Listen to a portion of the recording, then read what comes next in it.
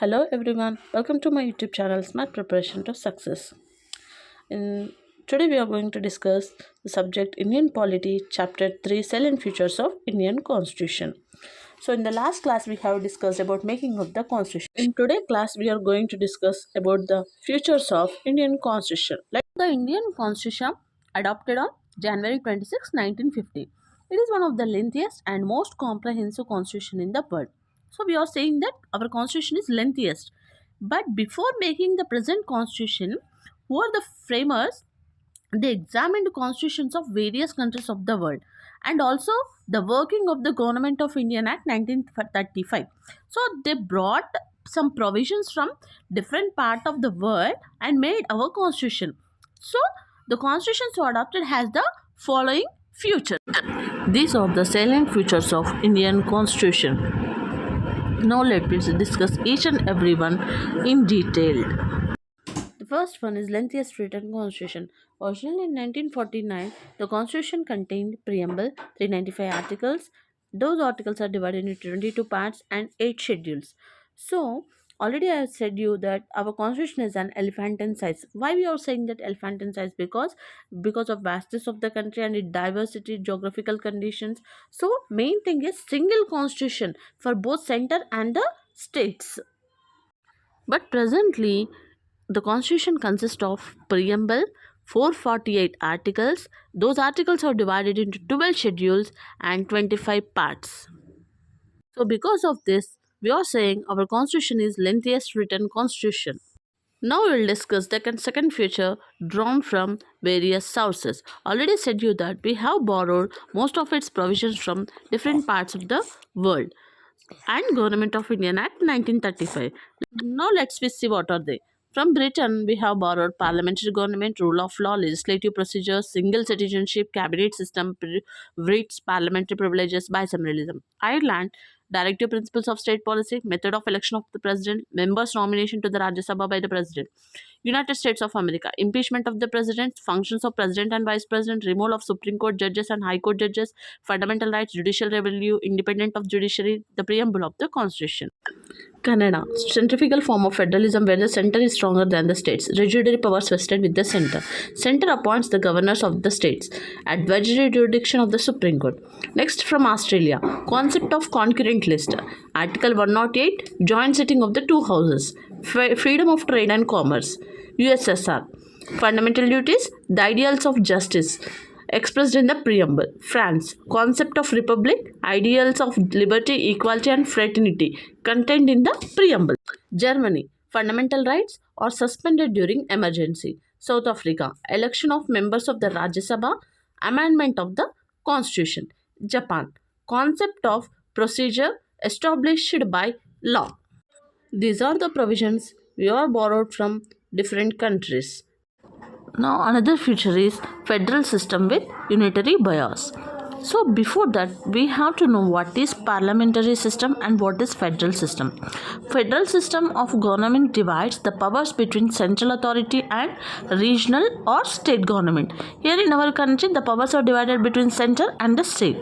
So parliamentary system means it is a democratic form of government in legislative body, the Government of India. It is a bicameral legislature. Bicameral means it will divided into Lok Sabha and the Rajya Sabha. So now our country says that democratic form of government and we are using the parliamentary system, that is Lok Sabha and the Rajya Sabha. So the term federation has nowhere been used in the constitution. In the constitution the federation word is not ever used. In the article 1 provides for India as union of states. So two governments, division of powers, written constitution, bicameralism.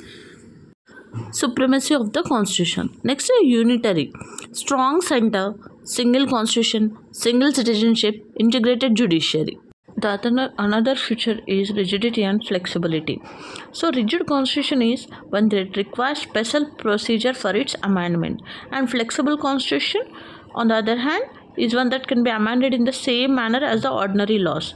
So the Constitution of India is neither rigid nor flexible, blend of both.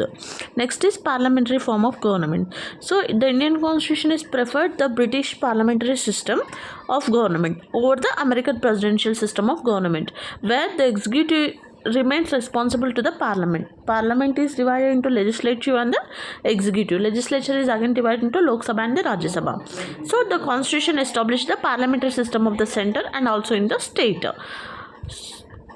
And futures means present nominal and the real executive. Rule of the majority party leadership of the prime minister or the chief minister in the state.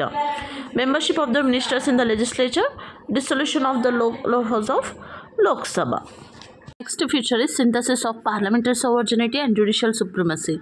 The sovereignty of parliament is associated with British parliament and the judicial supremacy is associated with the American system. So in detail we will see in the next chapters. Next is integrated and independent judiciary. So the Supreme Court stands at the top of the integrated judicial system in the country. Supreme Court is a top position and High Court in states and subordinate courts in the district level and the lower courts. So Supreme Court, highest court of appeal and guarantor of the fundamental rights of the citizens. So guardian of the constitution also. So India, a single system of courts, enforces both central laws as well as state laws, provides for procedure established by law according to the article 21. So in USA, federal laws are enforced by the federal judiciary and the state laws are enforced by the state judiciary, provides for due process of law.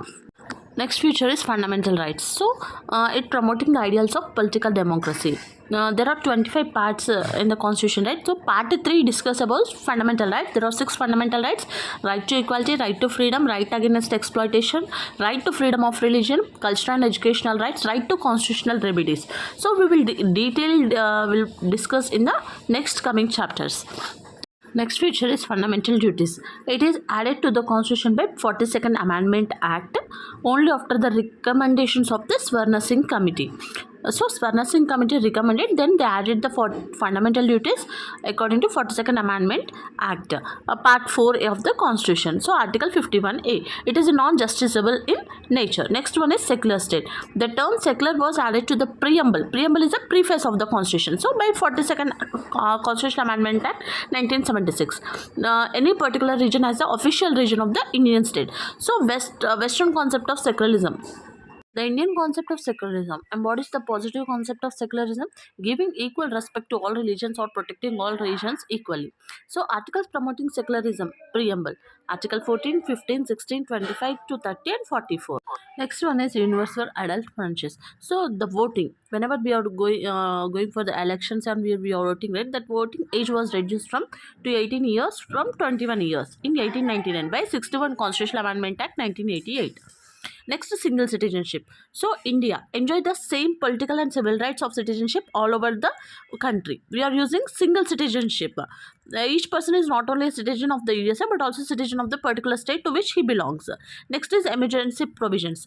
So there is a national emergency, state emergency, financial emergency and unique future.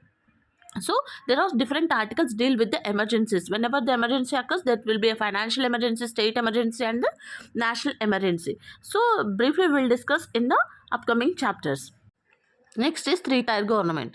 According to 73rd Constitutional Amendment 1992, constitutional recognition to panchayats and municipalities. So panchayats is in part 9th of Schedule 11 and 74th Constitutional Amendment Act municipalities. Next is cooperative societies. 97th Constitutional Amendment Act 2011, constitutional status and protection to cooperative societies. The right to form cooperative societies is a fundamental right, Article 19. Added to Directive Principles of State Policy and Cooperation Societies, 43B. So this is about Sailent features of Indian Constitution. I hope this video will help you a lot. If you have any doubts regarding the topic, just ask me in the comment section. Definitely I will reply. Please like, share and subscribe my channel for further videos. Thank you.